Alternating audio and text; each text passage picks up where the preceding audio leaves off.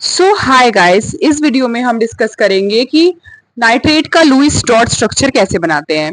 तो Lewis स्ट्रॉट structure बनाते हुए आपको ये ध्यान में रखना है कि हम टोटल बैलेंस इलेक्ट्रॉन्स को इन्वॉल्व करते हैं।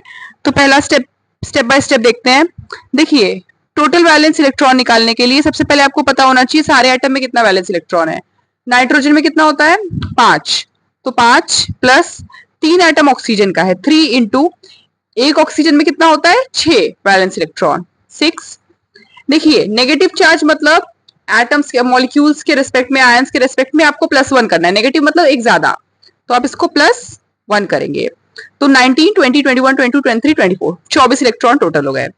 अब देखिए, 24 इलेक्ट्रॉन में से हमें बॉन्ड बनाना है। अब देखिए, NO3- में आपको पहले डिसाइड करना है कि आप सेंट्रल एटम किसको चूज करेंगे। तो सेंट्रल एटम आप उसको चूज करिए जिसका एटम सबसे कम नंबर का है। तो यहाँ पे नाइट्रोजन है सबसे कम नंबर का, तो नाइट्रोजन को सेंटर एटम मैंने चूज किया। वरना जो कम इलेक्ट्रोनेगेटिव है उसको भी चूज कर सकते हैं, बट पहली प्रायोरिटी देते हैं कम नंबर ऑफ एटम को। तो नाइट्रोजन को चूज कर लिए। अब 3 उसमें ऑक्सीजन के साथ बॉन्ड है, तो भाई एक एक बॉन्ड तो बनेगा ही, वो एक बॉन्ड तो बनाएगा कम से कम।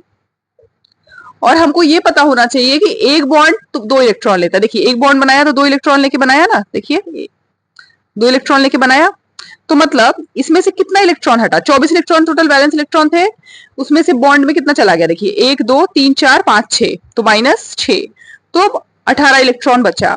अब आपको देखिए, पहला स्टेप ये करना है, पहले कोशिश करिए कि किनारे वाले का ऑक्टेट कंप्लीट करें। आपको ध्यान में रखना है कि किनारे वाले एटम्स का ऑक्टेट कंप्लीट होना चाहिए। सेंट्रल मेटल एटम का ऑक्टेट कंप्लीट तो होना चाहिए, ज्यादा इलेक्ट्रॉन भी हो सकता है, ऑक्टेट से ज्यादा भी हो सकता है, और ऑक्टेट से ज्यादा ही वो फेवर करेगा। तो 18 इलेक्ट्रॉन चलिए बांट देते हैं। तो 6 बांट देंगे, 1 2 3 4 5 6 7 8 9 10 11 12 13 14 15 16 17 18। अब देखिए, किनारे वाले ऑक्सीजन का तो ऑक्टेट कंप्लीट हो गया, बट नाइट्रोजन का ऑक्टेट नहीं हुआ। आप गिनिए, 1 2 3 4 5 6, मतलब अभी तक सही स्ट्रक्चर नहीं बना है। तो अब क्या करेंगे, अब हमें नाइट्रोजन का ऑक्टेट कंप्लीट करना, और आपको ध्यान में रखना है कि नाइट्रोजन का कोवैलेंसी कितना होता है? 4 होता है, मतलब वो टोटल 4 बॉन्ड बनाएगा, ये आपको याद रखना पड़ेगा। अभी 3 बॉन्ड है, इसका 4 बॉन्ड बनाने के लिए क्या करेंगे? ऑब्वियसली बगल से कोई देगा ना, तो ये अपना लोन पेयर बॉन्डिंग में दे देगा। तो देखिए, अब कैसे बना लेंगे हम इसको।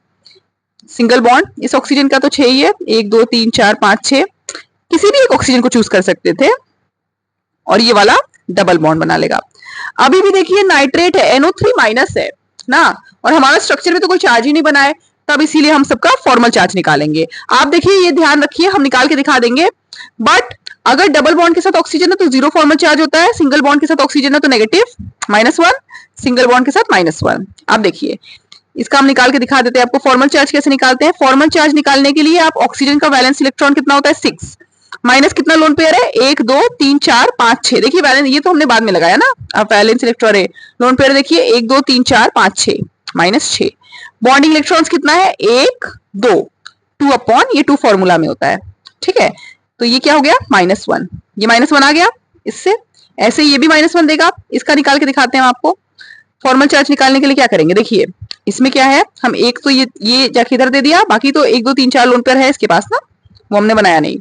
तो इसके वैलेंस इलेक्ट्रॉन में 6, माइनस कितना होगा? Lone pair 1 2 3 4 4, minus bonding electron 1 2 3 4, 4 upon 2। तो ये क्या हो गया? 2 - 2 = 0। तो इसका कोई फॉर्मल चार्ज नहीं है। अब इस नाइट्रोजन का निकाल के देखते हैं। फॉर्मल चार्ज कैसे निकालेंगे? वैलेंस इलेक्ट्रॉन 5, लोन पेयर कोई नहीं है क्योंकि हमने दिया ही नहीं lone pair, minus bonding electron upon 2। Bonding electron देखिए, 1 2 3 4 5 6 7 8, 8 अपॉन 2, मतलब 5 - 4 यानी 1, मतलब +1। ये +1 है, ये -1 है, ये -1 है, तो +1 - 1 0, और नेट चार्ज -1। तो इसका हो गया NO3-। इसमें आपको ध्यान रखना है कि नाइट्रोजन की कोवैलेंसी 4 होती है। Thank you.